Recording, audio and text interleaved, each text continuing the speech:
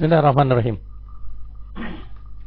Artikel kali ini yang akan kita sampaikan judulnya Penyusunan Pedoman atau Manual Penuntun Panduan untuk pencegahan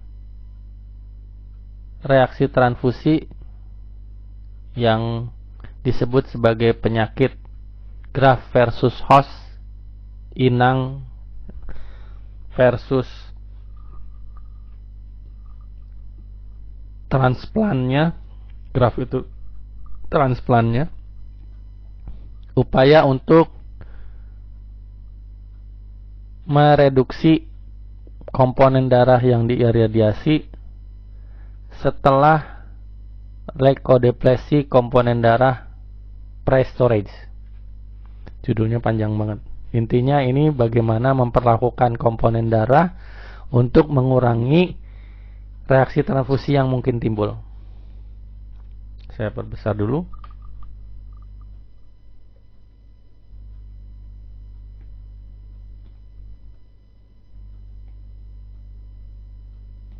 Ya.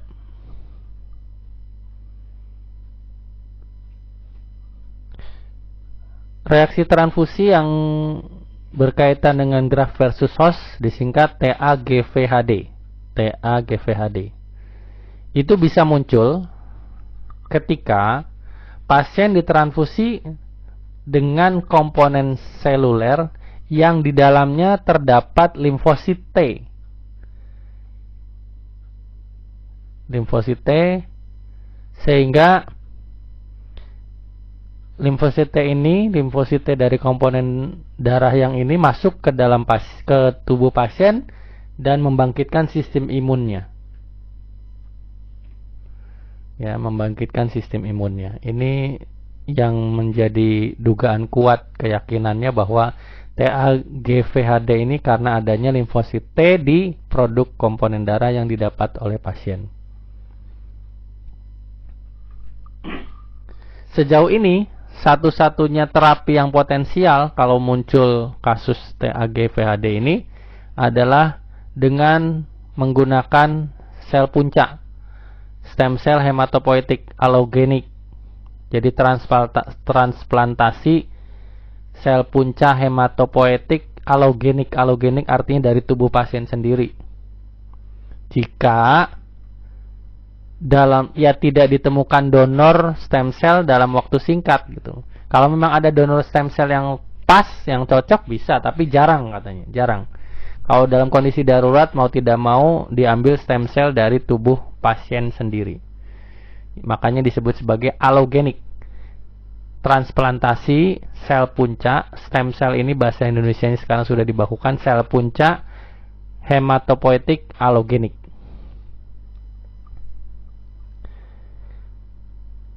Oleh karenanya, jika pasien menunjukkan risiko terhadap timbulnya TAGVHD, untuk mencegahnya maka bisa diberikan produk komponen darah seluler yang diiradiasi. Biasanya kekuatan iradiasinya 25 Gray. Gray itu Gray, kekuatan ini kekuatan iradiasi. Umumnya 25 GJ.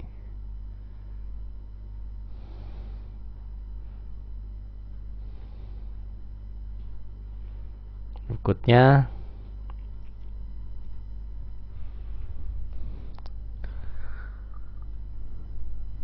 kategori resiko pasien lainnya, kalau tadi kan di atas yang limfosit T, maka ini bisa juga resikonya kalau di dalam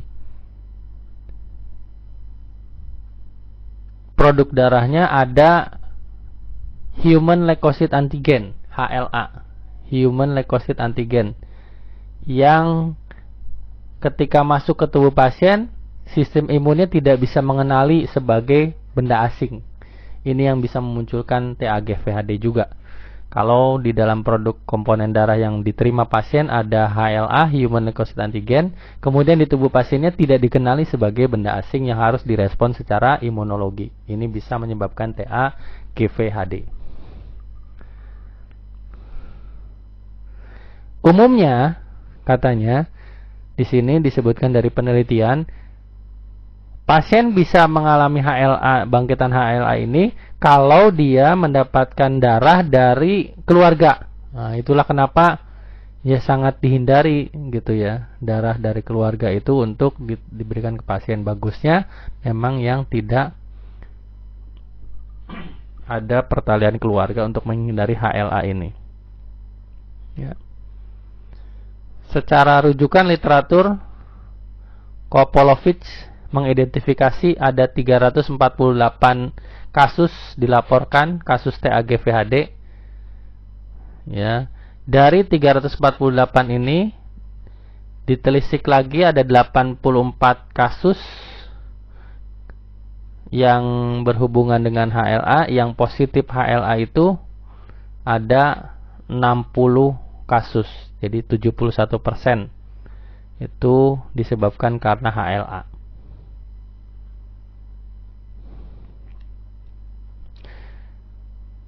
Penelitian lain juga menyebutkan kalau komponen darahnya sudah difilter, ada filter namanya filter leukoreduce. Leukoreduce itu artinya memfilter leukosit. Maka itu resiko TAG-VHD itu akan menurun secara bermakna.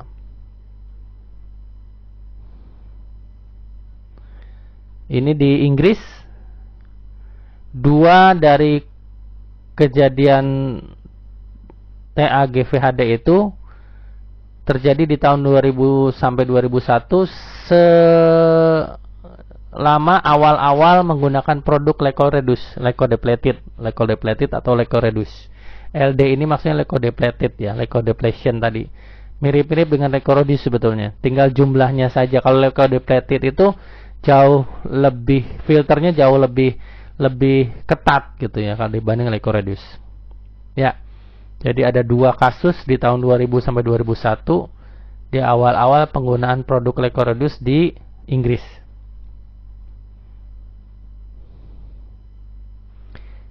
Yang kasus ketiga ternyata dialami oleh seorang ibu.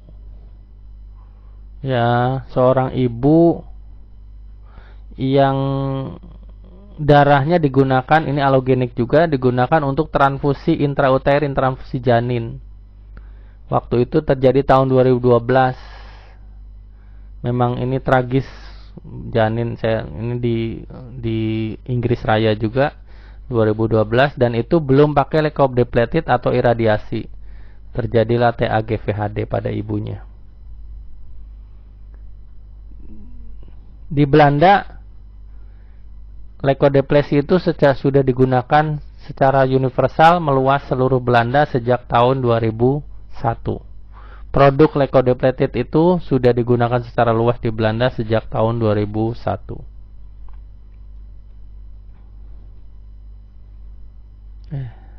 Ini mana ya? Inikah? Maaf. Berikutnya, oh, ini enggak ada. Bentar, saya perkecil dulu.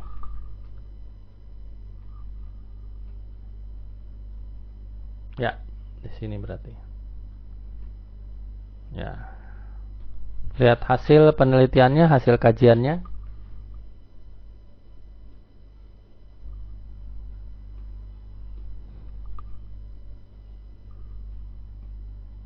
Ya. Sebanyak 121, kurang lebih 35% dari literatur yang diperiksa sejak tahun September 2013 itu, pasien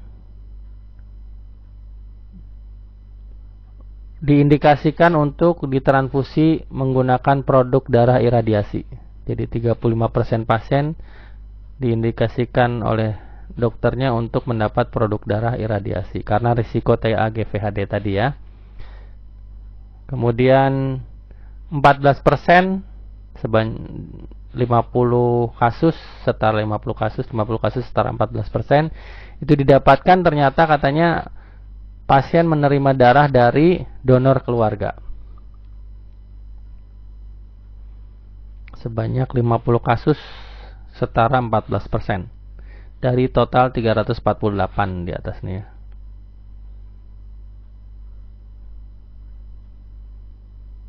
Berikutnya 23 dari 135 kasus yang komponen darahnya sudah leukoreduksi sudah di filter leukositnya, itu ternyata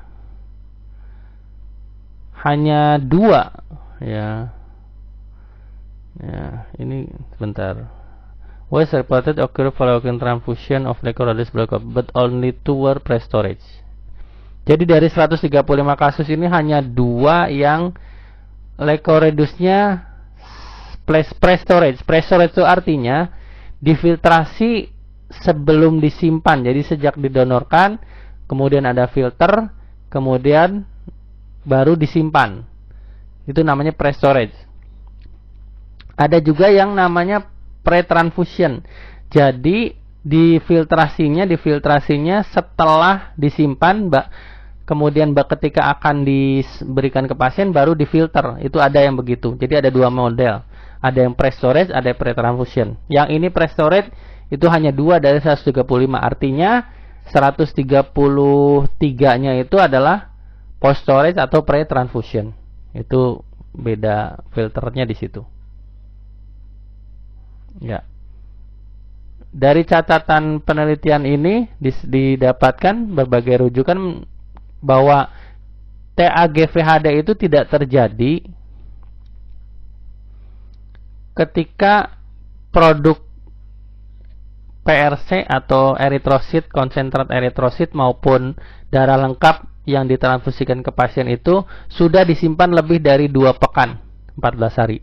Kalau bukan produk darah segar, katanya kalau produk darah simpan, baik berbentuk eritrosit maupun darah lengkap yang sudah sampai lebih dari 14 hari itu tidak dilaporkan adanya kasus TAGVHD.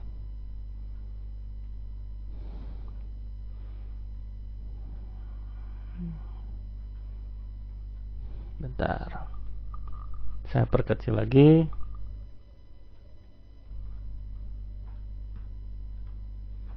Sepertinya tidak ada ya.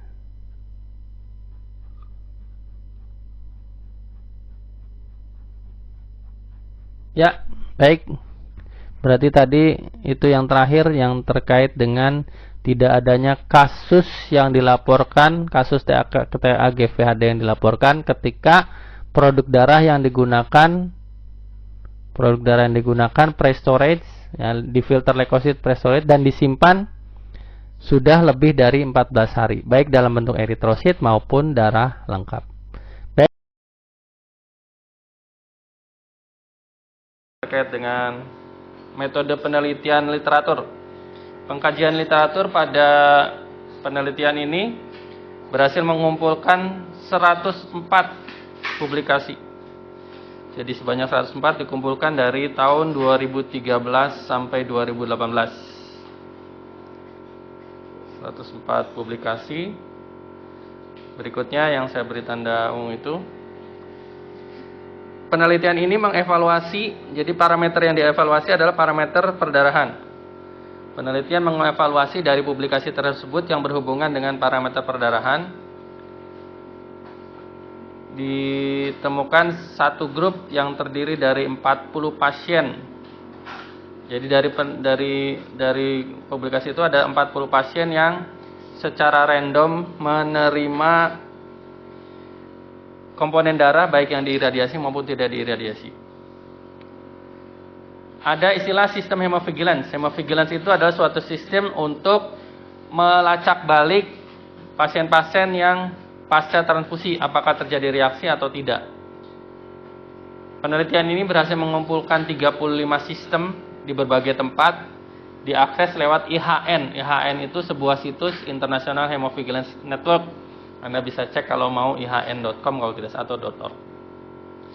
Dari 35 yang berespon untuk diminta bantuannya di penelitian ini ada 18, jadi sekitar 51%. Dari 18 itu ada 5 sistem hemovigilance yang ternyata didapatkan data ada 6 kasus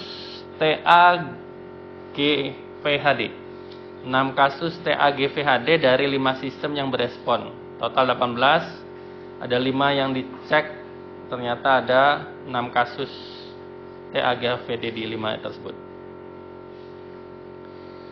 Negara-negara yang sudah menyediakan sistem hemovigilance dan bisa dianalisis responnya, didapatkan data 70 juta.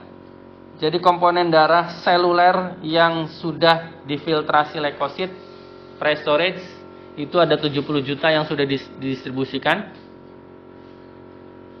70 juta komponen darah. Dari 70 juta itu 50 jutanya itu tidak diiradiasi.